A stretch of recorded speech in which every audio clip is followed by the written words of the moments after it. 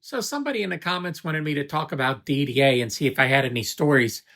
So I'll let you know what I know about DDA. I first was exposed to DDA back when I was working at TechCom in Philadelphia.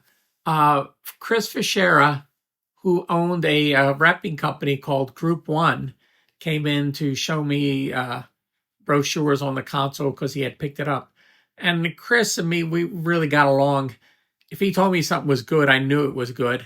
And he showed me the profile console, and they had the DMR24, and then they had the DCM 232, which was their big console that was supposed to compete with the SSL.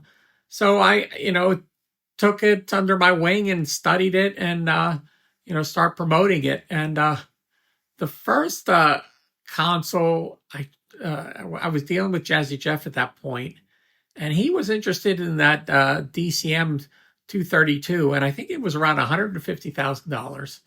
And DDA got in touch with me, and they said they had one ready, but they needed to know like right now if we wanted it or not. And I remember Jeff, DJ Jazzy Jeff, and Will Smith were at the Grammys, and I couldn't get in touch with them. So I got in touch with their management, which was Russell Simmons, and he was kind of like a jerk to me. And but I was told him I really need to get through to him because it was somebody from Led Zeppelin or DJ Jazzy Jeff was going to get this console. And I couldn't get through to him, so it got sold off. I guess it got sold off to somebody in the Led Zeppelin community. And we just lost the opportunity to get that console. But Jeff was thinking about it some more, and eventually he bought a DMR24, which is a lot smaller console, and had you could see a video of it. I did a story. Well, actually, there's video of me walking through his studio, me and talking to Jeff, and you can see the console there. He had it for a while. I remember the whole Home Base album was pretty much done on that console.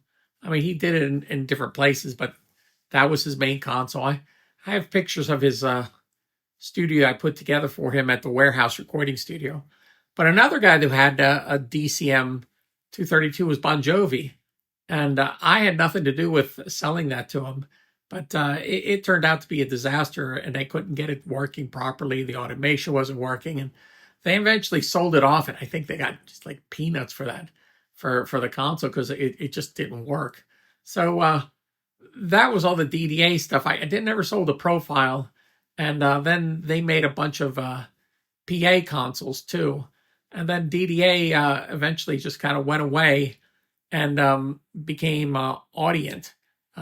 David, what was the guy's name? David Dearborn? No, I forget. But the guy at DDA is the main guy at Audient, and that's what they're selling their consoles now. So, and I've sold a few of their 4816s. In fact, I know where there's a 4816 sitting in a closet. A college has it there, and they don't know what to do with it.